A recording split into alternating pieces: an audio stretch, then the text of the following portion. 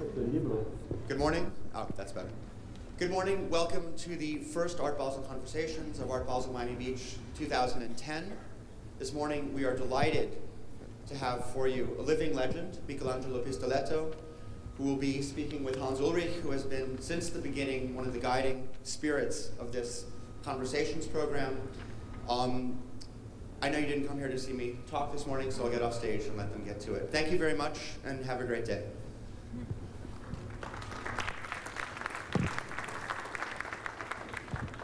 Yeah, ladies and gentlemen, friends and fellow travelers, good morning. Many, many thanks to Marc Spiegler, to Annette Schönholzer, Silvia Scharntalat, and Claudio Vogt, as well as many, many thanks also to Lorenzo Fiaschi and his colleagues of Galleria Continua in San Gimignano for all their help to actually have Michelangelo here. And of course, many, many thanks to Michelangelo. It's our dream come true to have him here today. This is an ongoing conversation. It's a great, great pleasure and privilege to welcome Michelangelo here. And actually our conversation started a long time ago, at the very beginning of my activity as a curator. When I was 17 years old, I went to see Michelangelo in Torino, and it was an epiphany. I learned so many things, and it was also the reason why I started to learn Italian, because Michelangelo said I should come back and next time speak Italian. We could have a better conversation. So thanks to him, I also learned the Italian language.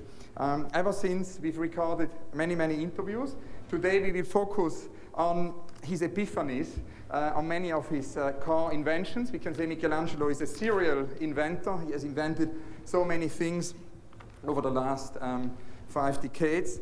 And the occasion is obviously also the extraordinary exhibition of his work, which I hope you've either already seen or will have time to go and see, which is on at the moment at the Philadelphia Museum, curated by Carlos Basualdo. And this is actually a culmination, one can say, of a very, very long relationship of Michelangelo to the United States, ever since 1963, when he had his New York debut in an exhibition at Iliana Sonnabend called Dessin Pop. There have been many exhibitions. Actually, one of the work out of this exhibition was in the collection of Robert Rauschenberg, whom we've interviewed here a couple of years ago. There is a famous photograph of the Thanksgiving in '64, where this Lampadina of Michelangelo is in Robert Rauschenberg's space. There have been many, many more exhibitions in the US. In '74, there was a show at Sidney Janis. Then there was a whole experiment at the Atlanta Museum. About that we're going to speak later, where the scale of a whole city was activated. A social sculpture had happened. Many survey shows. I think the first survey show of Michelangelo was in '67 already at the Walker Art Center. Then there was a big show at PS1 later, and now this exhibition in Philadelphia. But Michelangelo, to begin with the beginning, I wanted to ask you how it all started. What was the first epiphany? How you came to art, or how art came to you? It will take 1 month before, if we start from the beginning. But anyway, we try to say something. My father was a painter, and a story of icons, antique icons, and I started to work with him when I was 14. And so it is why I was very, very, very involved in the antique concept of art. My mother was of a completely different opinion. She said the future is publicity, is advertising, and she wanted me to study advertising. And it is why, on one side, looking back in the past to my father and looking ahead to my mother, I finally made a combination of past and future in my work. I can say that if you see my mirror painting, you realize how they are related with the idea of the icon. The antique icons show the human figure surrounded with gold. That is a kind of luminescent material. But it is a work. It is a tradition that is related with religion, with spirituality, with society, and finally, I was unhappy of the way society, religions, and politics were going on at that time when I started in the 50s. And I through the modern vision that come from advertising, I understood that the modern art and contemporary art was open to a totally new vision of the world, the possibility of renewing the vision of the world in a spiritual way, in an artistic way, and probably in political way and social way. I don't speak about political, but social, society. The first work I really realized as a real research, effective research, it was the self-portrait. When you make the self-portrait, you look for your identity. An artist can see everything, can reproduce everything, can also photographer. It can make the landscape of the life, but it doesn't see himself or herself. The artist need the mirror in order to stabilize to establish an identity with its own face, its own eyes, and it is why I started to paint my mirror painting, my self-portrait. But little by little, I was working on the background, and finally, when the background of my self-portrait became through a black surface, very shiny black surface, became mirroring. I was able to see my painted image coming away from the background. Then it became active, became a part of the life itself, because the life was going in the background of a painting, of a canvas that was transformed in a mirror surface. And at that time, at that moment, it started my first result that was really combining the past icon and the future of the social vision of life, because the viewer, the world, became part of the background that was not anymore only a metaphysical expression as it was before in the religious expression of the icon, but it was the real life, with the people walking with the feet on the floor.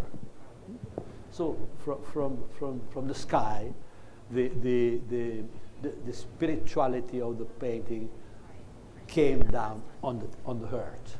Now, earlier this morning at breakfast, I was asking you at that time who were kind of your influences or heroes, and you mentioned that Fontana was an important conversation, and interestingly enough, also Burri. And Burri, one would think...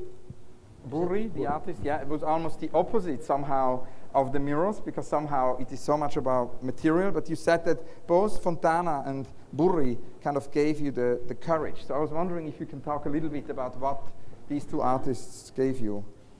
Yeah, but I was very impressed when I have seen the first work of Fontana. It was the beginning of my study in advertising, and I have seen the work of Fontana. It was a white painting with holes, and everybody was saying this man is crazy, it's absurd. What is that? Making these horrible holes. They said that were horrible. I don't know why the holes could be horrible, but it was terrible. And personally, it was the first time that I really said, I don't want to know why this work is done in this way. But the only thing I can know is this man had a reason to do it. Had a reason to do it. And it is one, we were saying this morning, the reason is the product, is the final, is at the same time the final product. The basic reason is important. And at that moment I said, now, if I want to be an artist, I have to find my reason. And it is for that I didn't, after I understood what was the meaning of the Fontana's work. But first, I had to accept, and that is something that the people should do in front of the contemporary and modern and contemporary art, to say if there is a reason behind, and little by little try to understand the reason.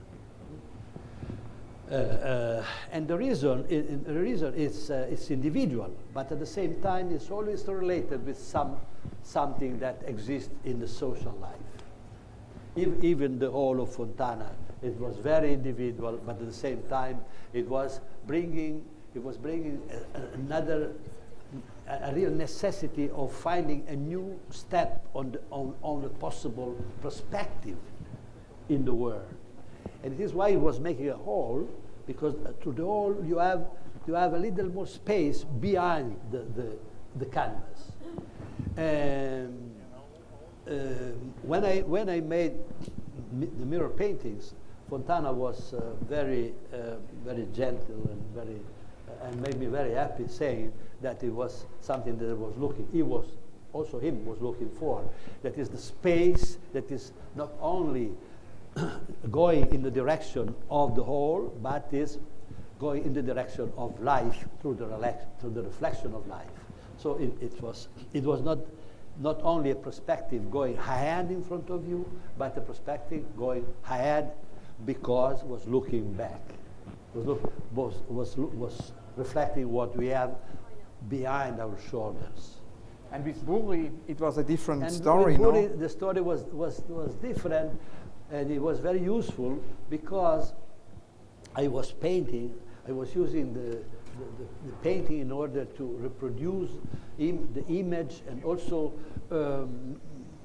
working in a kind of abstract way on the surface, looking for a solution of what could have been the meaning of the color given on the canvas with a brush. What is that? Of course, Pollock was making the color dripping down. But with Burri, I understood that the material, it was the real problem. The material. And the Burri was using the material in a very aggressive and very heavy way, in very drafting, very primitive, physically primitive material. And I understood that was not that my solution, using the material on that way, but the concept of the material was basic. And I started to refine the material, to clean, refine the material, until when the material became mirroring. This is the opposite. It's material, but instead to be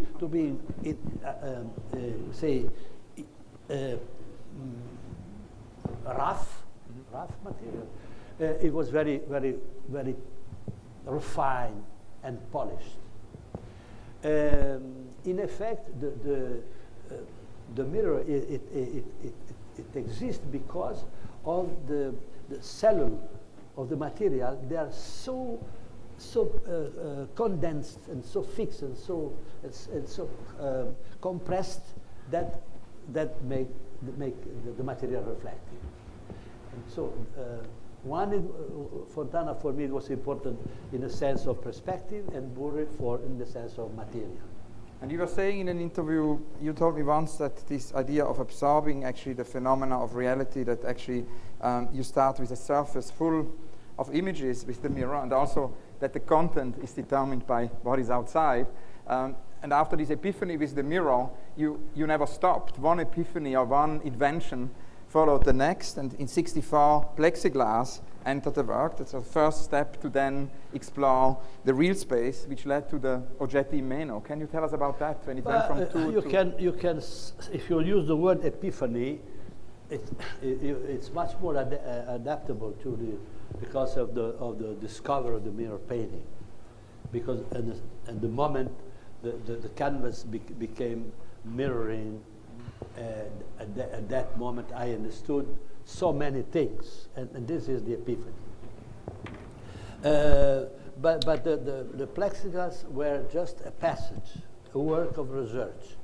It was a passage necessary for me to bring the meaning of the images from the mirror to reality, to the three-dimensional reality. And the work of the plexiglass, they are like photography. They take the shape of the physical. They take the own shape, becoming in a certain way similar to reality in the physical plane. This is the second passage before making the minus object.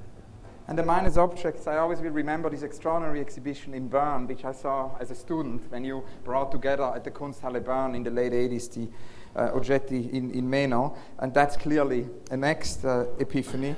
You were saying that you wanted to resist uniformity and homogeneity and actually introduce diversity with the oggetti in meno.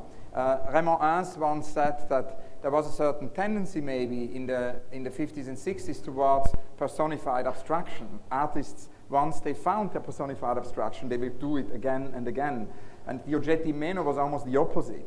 Could you explain the concept? Well, you know, I was making the mirror paintings, and I was, I can tell that they were very well accepted.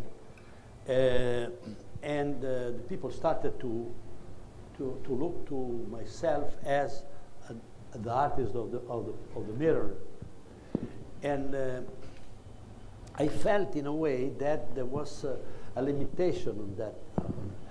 It was very positive in a way, but a danger in the same way.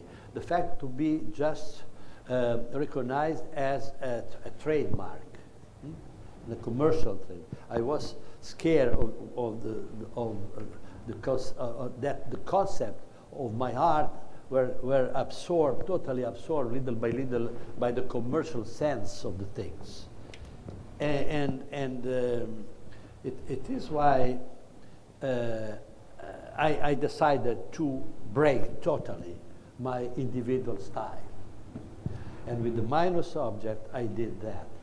I made a series of work day by day in my big atelier, producing one work after the other, just following the necessity of the contingency, of the present necessity, and the work, they came out one different from the other. And so the concept of differences in the work of an artist became very clear with this work. Of course, that created a big problem in the market, because people start to say, who is Pistoletto? Is this work this or this or this or this or this or this? It was like a group show that finally it was presented. I was a group, one-man group show. Voilà. And that disappointed everybody. And this is what I wanted. But after, when you have seen my minus object in Kassel, At that moment, the people really understood the meaning of that, because the world was going more and more in the direction of the differences as a new problem to solve. But I can say immediately, I have to say it immediately, that talking about the mirror painting, then who can say today, but the mirror painting are the trademark of Pistoletto, and he didn't abandon that. I have to answer that I can abandon that, because it's not because it's a trademark, because also I had developed another situation that showed that I am not just standing I'm not sticking on the trademark. But the fact, if you see this show in the Philadelphia Museum, the way Carlos Basualdo presented the exhibition, you will realize that the mirror is just one. You see all the mirrors, and you see that it's just one. And this one mirror is divided in many sections that are different moments of my life and different moments of the life that is reflected inside. So this is, and I cannot stop, because it's not just one word, one fragment, my word. My real fragment is the duration of my life. This is one fragment. And it is why I think that when I will die, I will stop to make mirror paintings. And that indeed is something we will talk about later, because there are so many different possibilities about divisions and multiplications of mirrors, which then also play a big role in the 70s. Maybe one more thing about the oggetti meno. One object which is particularly important is the Sfera dei Giornali, because it's something we've worked a lot in the context of an exhibition, Do It, where you proposed this as an instruction piece. And it's actually a ball which you're rolling through the city, but it's also a scar. It's like an instruction. It can be realized in many different ways. Can you tell us about this epiphany of the Sfera dei Giornali? Because it's also something which never stopped. It's been ongoing. It's rolling. It's rolling. Something that is rolling, you cannot stop. It is also a metaphor. The sphere, for me, is the metaphor of the interaction. There is, in how many sports, you have the sphere, you have the ball. Because the ball is something that is there, it's an object, but at the same time, it is the attraction of different poles. And you start, when you have a sphere, you are two people already, they react with the sphere. Starting from when you're a child. The ball is a big metaphor of life and meetings and encounters and interaction. And it is why one of the work that were part of the minus object was a sphere. It was one word. That was the sphere, made with newspaper, and that sphere of newspaper, that ball, it was the only work that, after the end of the realization of the group of the minus object, it was able to go in the street, because the other work they were not rolling, they were static in the place. The difference between something that is static, that can be, that can only be in a collection or be in a monument, to be a monument, or to be in a museum, so because as a flat base, or a three point of dynamic, or to be flat but hanging on the wall. But the sphere, I am speaking about the fact of, I'm speaking about sculptures, I'm speaking of objects, I'm speaking about painting, because at that time, when we were at the beginning and middle of the 60s, there was not yet the idea of really producing environments. We just started with something that developed after. But the only object that I could bring outside of the space of the space of the atelier of the studio, it was the sphere. And I went out with the sphere, and I went in the street, and nobody asked me what that means. They understood. Even people that don't understand art immediately started to use it, started to be part of that sculpture. It was clear that it was not a balloon. It was not something made by sport reason. It was something original, made in newspapers. But the newspapers also are important because it's the quotidian that is rolling in the life, and the people started to use it and to move it, to be part of it, without asking, is that art or not? Because it was art and not.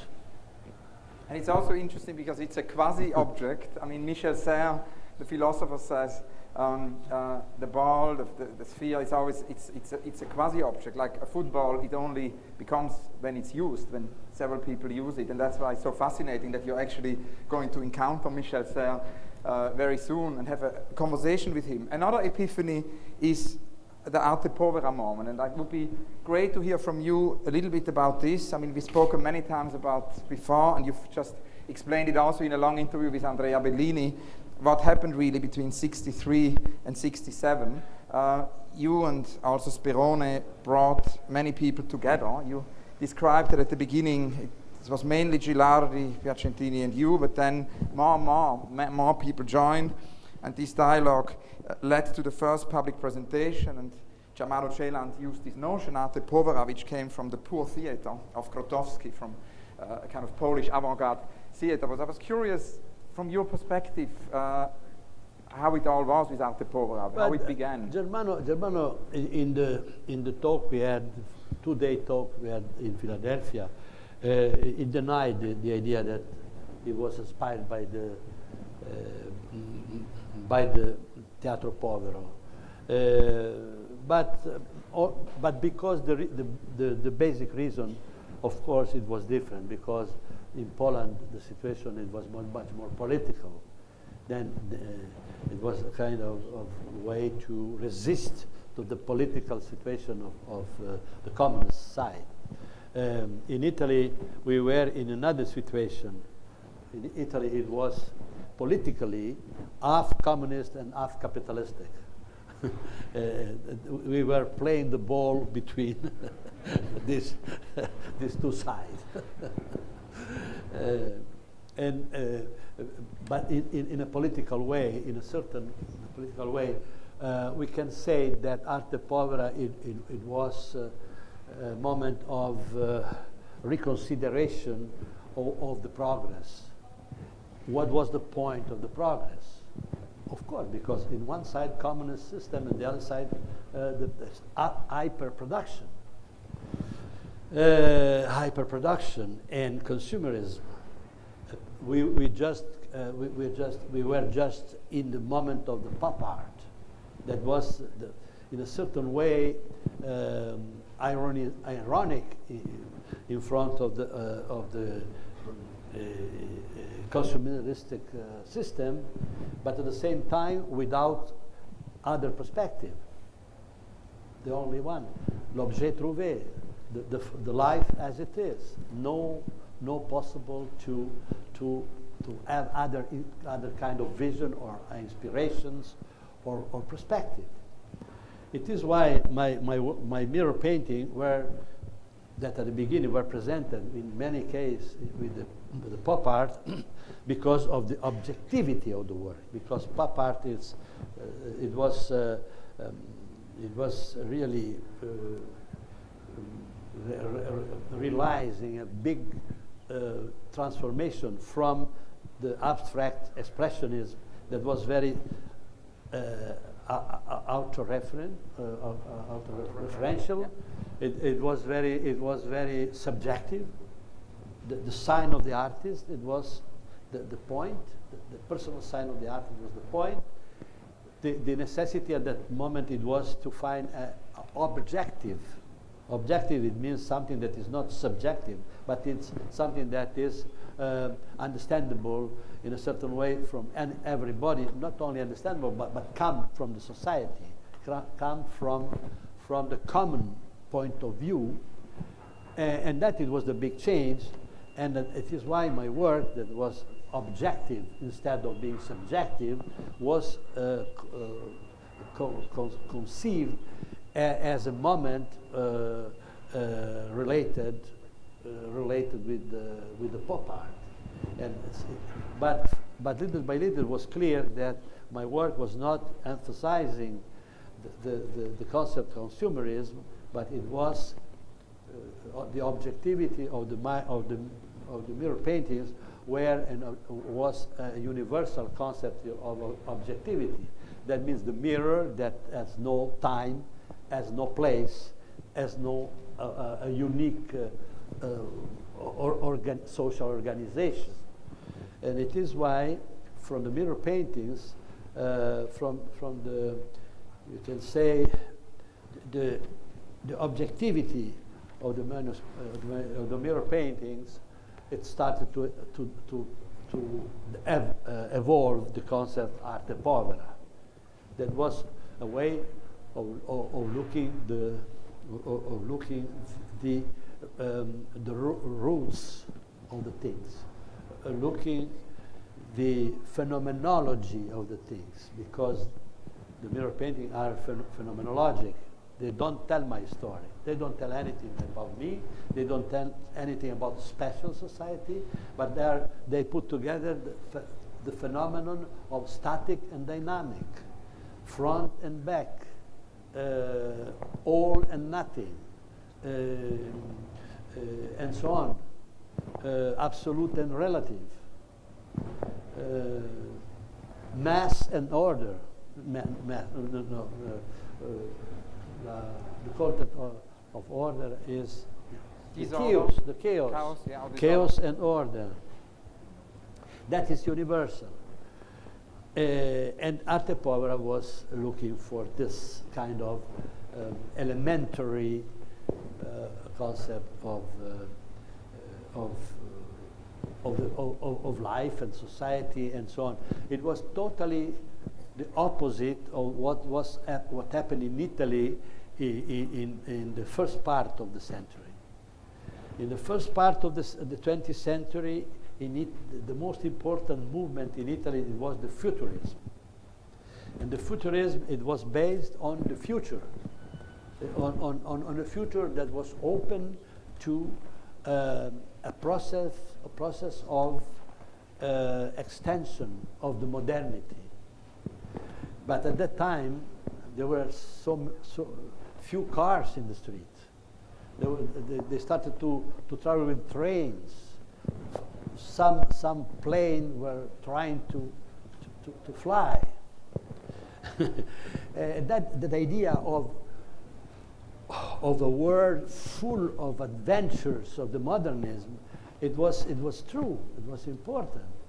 But when we if you think that even not at the middle of the 20th century already, the atomic bomb was giving a meaning of the progress as a possible destructive way. And we today speak about progress as a fantastic thing, but at the same time very destructive situation that is created in the earth.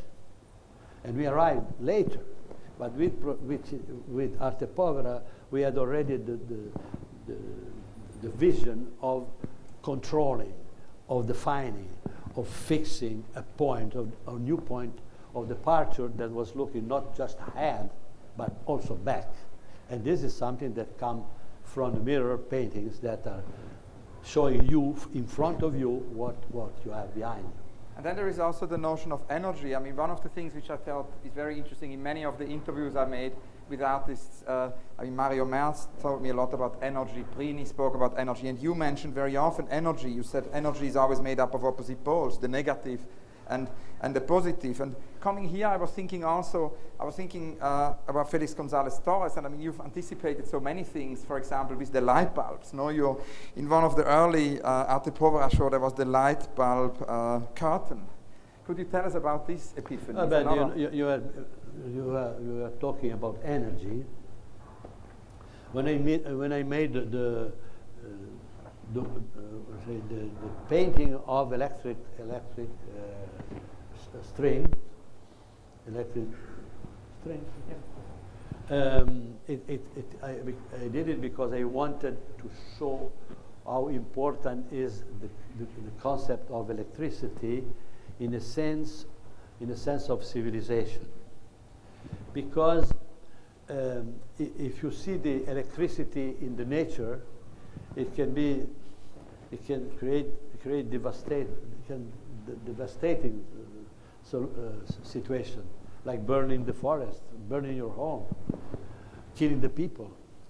And if the society, it doesn't control the energy that is made with two poles, positive and negative. With these two poles, you join the two poles, the positive and negative, in a way that you produce the electric bulb. Finally, you have a civilized way to use the opposite signs that in the world, that in the society, create conflict and war. And it is why, for me, the lamp is the representation of the possibility of opposite positions find a way of being in a civilized way connected. And this connection then more and more went out of and here you have already the concept of society in my work. Yeah, and already the beginning of what then culminates more recently in your manifesto of the Terzo Paradiso, which we will address at the very end. But before that, I was actually this morning thinking this might turn into a marathon, because I have almost 200 questions for you, so we might have to shorten a little bit and focus on the essentials. So one of the things, I mean, you then more and more went also into society. There were the whole Zo years where you basically brought blurred art and life and brought this into the streets. But one of the things I wanted to ask you is, between 72 and 78, you spent a lot of time in the mountains. And I was thinking in San Sicario, no? And I was thinking somehow after that, suddenly a lot of projects started to happen with slowness. And in our sort of current very accelerated world, where the art world is so accelerated, these projects where you have an entire year for a project seem very, very necessary and urgent, because these projects are not imposing to the artist a velocity from outside, but you gave the velocity you started to declare certain years. And it really started with the Stanze, no? Where you had an entire year, an exhibition, and then went on and didn't stop anymore. It went to the Anno Uno, the Anno Bianco, the Anno Tartarugo, these projects which took an entire year. So I wanted to ask you to tell us a little bit about this newfound slowness and San Sicario and the Stanze and how this started. Yeah, but you mentioned in 1 second the Zoo, that was the group that was created coming out of my studio with different, putting together different languages of art and different people, and we went in the street after the sphere, after the ball. First it was a work of art that was going in the street, and after it was a group of artists that were going in the street. We went from object to people. And the people were rolling in the street in a certain way, rolling in the way that were playing creativity in the street. And that was a very intense time, because when you work in a collectivity, everything becomes very, very complex. The complexity of society enter the small group, and you have and you experiment the society even in a small dimension. And at the end of the 60s, I decided, I wrote a book that is a little bit, at the end of a travel of my work, I always write a book. And this is another book of today. But at that time, I made a book that was called L'Uomo Nero. In English was translated the minus man, because black man would have been confusing in English. And in that book, I was talking about my experience with the zoo. After I went on the mountain to purify my mind, and in the mountain with the snow that is white, it is the opposite of the black man, is the white man, white in the sense of the clean, of everything was recovered with white in the landscape, and I was skiing on it. And but I went on working. I didn't stop working, and I made this a series of rooms that I call Le Stanze. That was 1 year exhibition, but not just an exhibition of the same work open for 1 year. Each month I renewed the exhibition. So there were 12 exhibitions in 1 year. And the 12 exhibitions were consequent, one to the other. And the first had a reason with the number 1, the second the reason with the number 2, the third with the number 3, and so on. Also the mathematics was part of it. Time, space, rules, mathematics, and process. And I call that that work, the way to work on that way, I call continent of time. Not time. 1 year is a continent of time, because in 1 year you have everything. You have cities, you have country places, you have animals, you have trees, you have sea, you have the sea is surrounding it, you have rivers, and in 1 year I made a kind of landscape that was defined by the year. I repeated, as you said, the same concept in different occasions, and it is why I made many each time 1 year work that was called Continent of Time. And a kind of a continent of time, an early continent of time, was your extraordinary adventure in Atlanta. It didn't last an entire year, but it lasted several months. And I wanted to ask you about this because it's very related to what you're doing right now in Bordeaux, that you really go to a city, that you spend time in a city and work on a project which is not just in the museum, but it happens on the scale of an entire city. And Atlanta was, as you once told me, a very interesting laboratory of new ideas. There was the mayor, Maynard Jackson. There was also a politician called Shirley Franklin. You had extraordinary interlocutors. Can you tell us about what happened in Atlanta? But Atlanta, it was an extraordinary possibility of activate my work of collaboration. In effect, I made a manifesto of creative collaboration there for the city. And I went there working with four how do you say, for friends of mine. One, it was Morton Feldman, the musician, an American musician, Enrico Rava, a trumpet player, and Rionello Gennaro, that was work part of the zoo as a theater director. And together we activate the entire city with local artists, musicians, poets, actors, and so on, in different places. like starting from galleries to small and big malls, the malls, and making theater, making concert, jazz concert in the square, in the big square, and making show. It was fantastic what Morton Feldman did with children. He made a special composition with the school of children in a place where old people were living, old and young, putting together not only different parts of the city, different sectors of the city, but also different ages.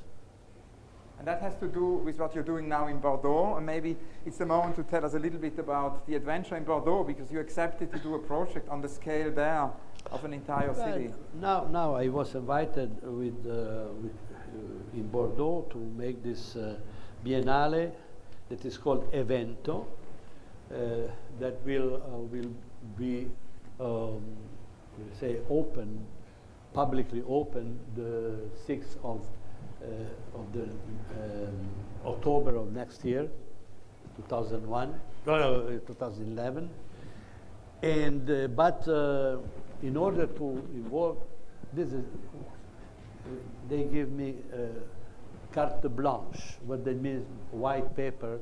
I have to do. I can do what I want in the city, and and what will be done, it will be a totally different concept of Biennale, because we will not have a place where put object of art, but the entire city will be the piece of art. With the people that lives in the city, with the places and that are important as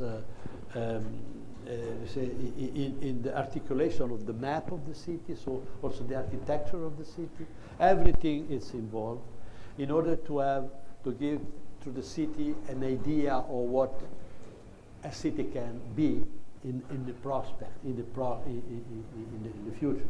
We will not succeed for sure to do a real transformation, because the transformation is always very slow, but we try to activate the transformation. That is the transformation that I speak, that I try to explain with my third paradise. And before we speak about, in the final chapter of this interview, on the Terzo Paradiso, I wanted to ask you to tell us a few more things about this extraordinary thing when you declare an entire year a project. The Anno Uno or the Anno Bianco, because Atlanta or Bordeaux are projects on a metropolitan scale, but these are projects in terms of time, monumental projects, because they're an entire year. And I remember particularly the Anno Bianco. I went to see several of your projects. All of a sudden, all the things which happened in 1989, the fall of the Berlin Wall, they all entered your work. It was like the year but became it was one of the continent of time. Yeah. 1 year work. But at the end of '88, I decided to open 1 year that I called White Year, Anno Bianco. That was in December, in December of '88, in Perugia, with Bruno Corà.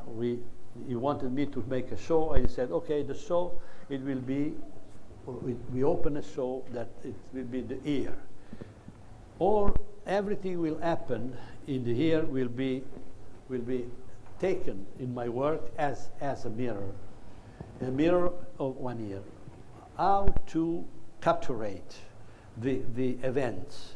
I made a series of plaster surface, like if they were white pages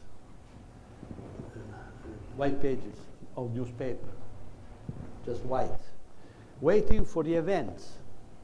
And finally, at the end of the year, in '89, the event happened, and it was the Berlin Wall falling down, the Tiananmen adventure in China, and finally it was printed. The event was printed on my work, and it was a big change. And it was a real an explosion of a transformation. And since then, many other explosions have happened, and you've written many manifestos before this manifesto here. There was the Progetto Arte manifesto in 1994, which is a predecessor, we can say, to this manifesto here, where you assessed actually the sort of heritage of history. You said the heritage of history has become possible now at the end of the century, and the millennium is near, so it was a kind of an end of century project, and it was based on the idea that art is the most complete expression of human thought, and you started to bring all the disciplines together in the Progetto Arte, to bring politics, science, religion, education, to go against this separation. Can you tell us about the Progetto Arte manifesto and what prompted that idea? You said at that time the artist was a sponsor of thought. I made some slogan like art is sponsor of the thought, not only economy being sponsor of art, but art is being sponsor of a change, sponsor of thought. And also I made love difference that has been also used as an activity, full activity of a group of people, an association. It was a love difference movement, an artistic movement for an inter-Mediterranean politic. That was written on my Progetto Arte. Progetto Arte it meant that art has to make the project of the world. Art is not just something beside, something around, something on the periphery of the world, or something on the surface, or invisible, but at the center of the social responsible transformation. That was the meaning of the 3 pages.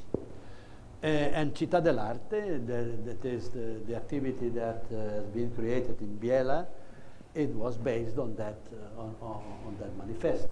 Yeah, you said in the Mediterranean. It was developed in the real practice. Yeah, because in the Mediterranean, in the Love Difference Manifesto, you said that the Mediterranean is the birthplace of differences stemming from many cultures, a workshop of differences, and one can then say that the Città dell'Arte and its different uffici became the concrete realization of this workshop of differences. You say uffici because you know, but the people that doesn't know, they say, what is uffici? So maybe it's good to explain. We have to explain. Yeah, totally. No, because we conceived Città dell'Arte as a cell, was conceived as a physical body.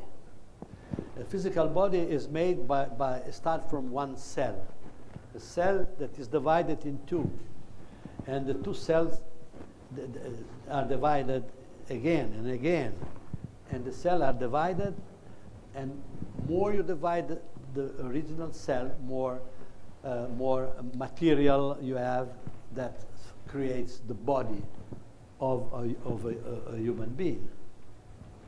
It's a biological conception. I wanted to give a biological meaning to the concept of society. Not just an abstract concept, but something that could have been related with nature. Society that is copy, it's a copy of the nature. And it is why we divided the Città dell'Arte in many different cells. Each cell is related to one sector of society. But I give the name of offices to the cells. Offices, because they are place where we work, office. So we have office of politics, we have office of education, office of economy, office of spirituality, office of communication, office of work, office of architecture, fashions, and so on. Science also, no? Science. But science is it's more or less distributed in different sections. We don't have the pure science. But maybe for those who haven't been there, to get a more concrete idea about how the place works, it would be interesting that you describe a little bit more the production of reality which is happening in Città dell'Arte, because it's a school, there are students. When I came a couple of months ago, there was an exhibition of Wael Shaki, which you produced as young artists in residency. There are very concrete workshops where people who actually build buildings in the region can get sustainable technology, can get sustainable building materials. It seemed like so many dimensions. Can you tell us about? There is again no time, but anyway, it's you speak about education office that is organized with UNIDE, University of Ideas. University of Ideas is a place where people come, young people come from all parts of the world, and they work in projects that are based on the concept of social responsible transformation. Of course, using the different offices in order to make research and trying to make results.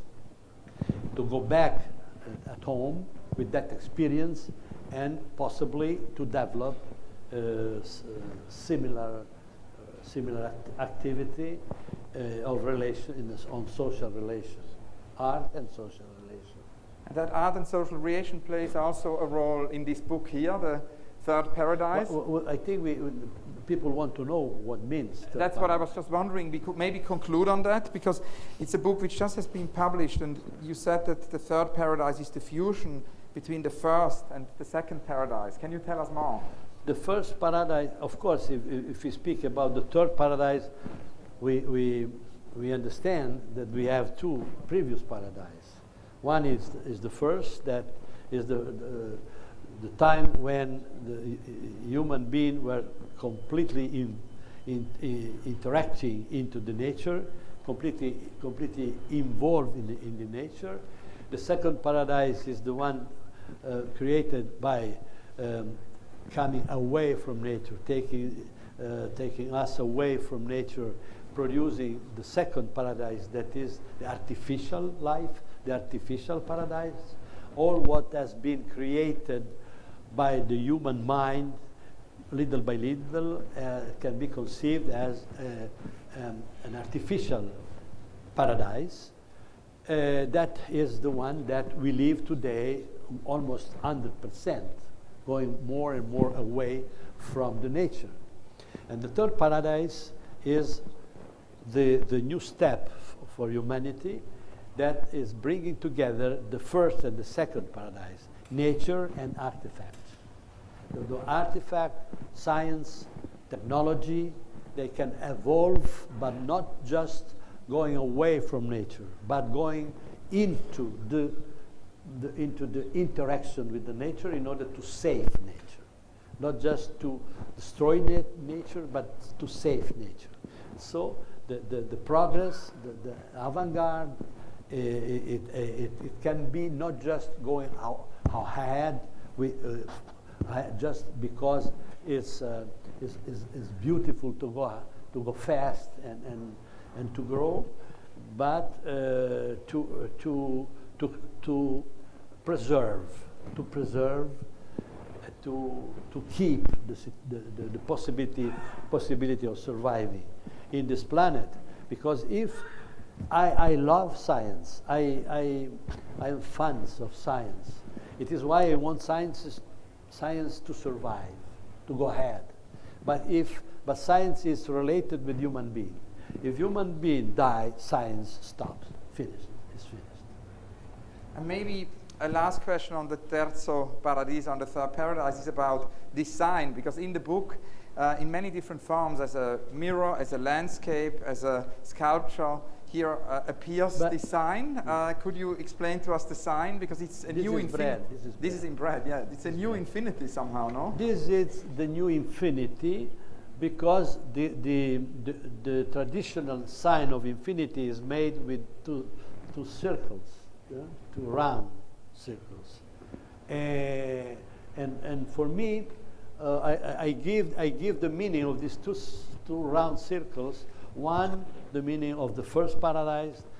The other one is the second paradise, the artificial one, and the way to create the connection and produce a new space that is the new generation coming from that connection is the third circle, the third round circle that unite the two opposites, the two opposite sides. It is again, as I said before, like electricity. We have the two poles.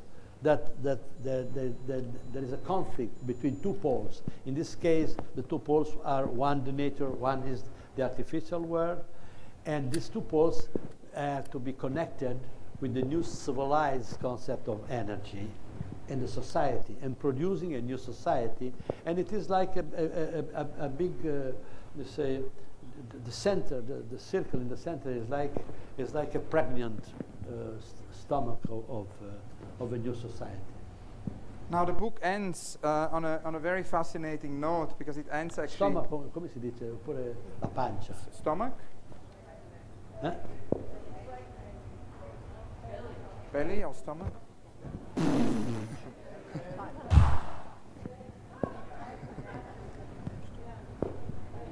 Belly. Pregnant?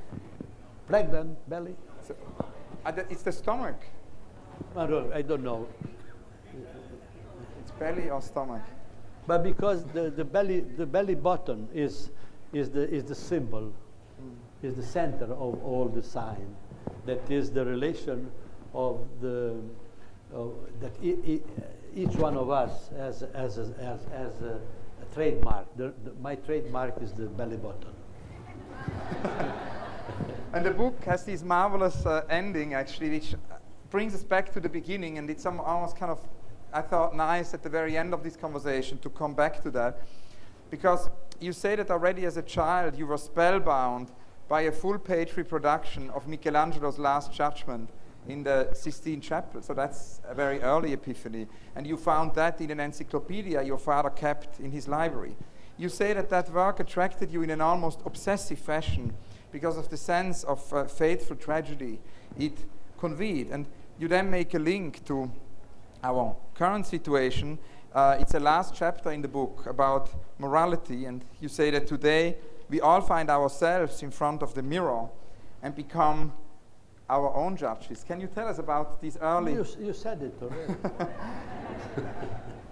No, but there's more to say. No, it's a very interesting epiphany. But I think that, you see, the mirror, it is a place where you are alone, but at the same time you are with everybody else.